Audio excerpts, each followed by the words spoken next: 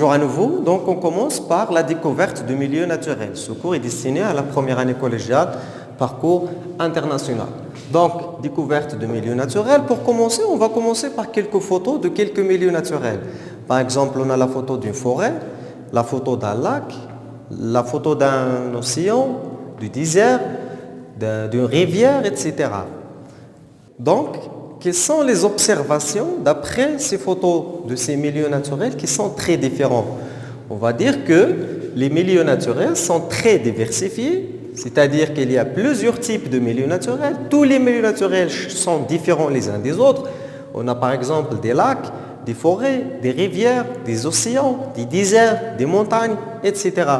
Plusieurs outils et techniques permettent de découvrir la composante vivante et non vivante de ces milieux. Le point commun de tous les milieux naturels, c'est qu'ils sont composés de deux composantes. La composante vivante, c'est-à-dire les êtres vivants, les végétaux, les animaux, et la composante non vivante. La composante non vivante de milieu, c'est les caractères physiques et les composants minéraux de milieu, le mukawinat al-fiziaïya. Par exemple, les roches, l'air, le sol, l'eau, etc. Donc, on a ici un schéma d'un milieu naturel, c'est une forêt et à côté de la forêt, il y a un lac.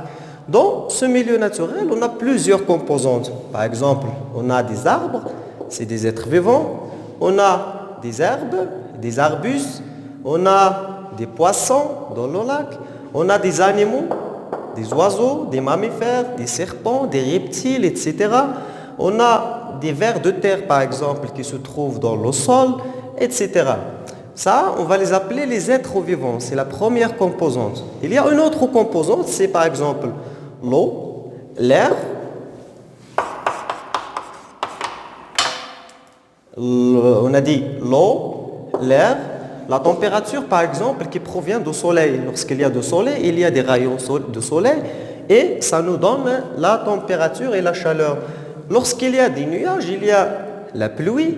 Les arbres par exemple, ils nous donnent le dioxygène qui est indispensable à la vie.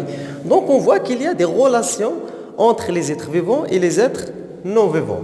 Donc la première composante c'est les êtres vivants.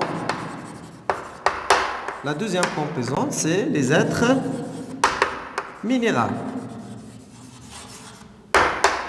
Minéraux, c'est-à-dire qu'ils ne sont pas vivants. C'est les deux principales composantes d'un milieu naturel. Maintenant, on va se poser la question. Comment étudier un milieu naturel? La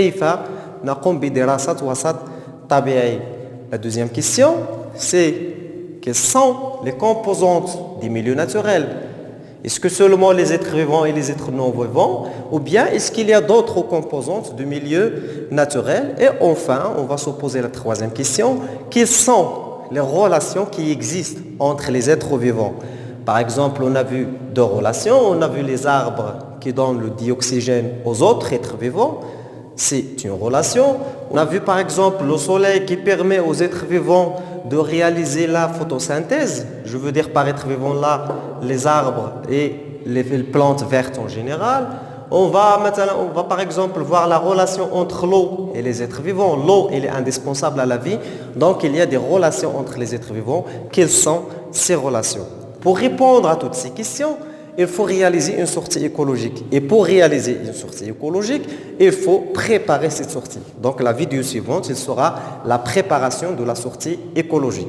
Je vous remercie pour votre attention. Je vous invite à laisser vos commentaires et à aimer la vidéo. Et au revoir, on se voit à la prochaine vidéo, Inch'Allah, la préparation de la sortie. Merci.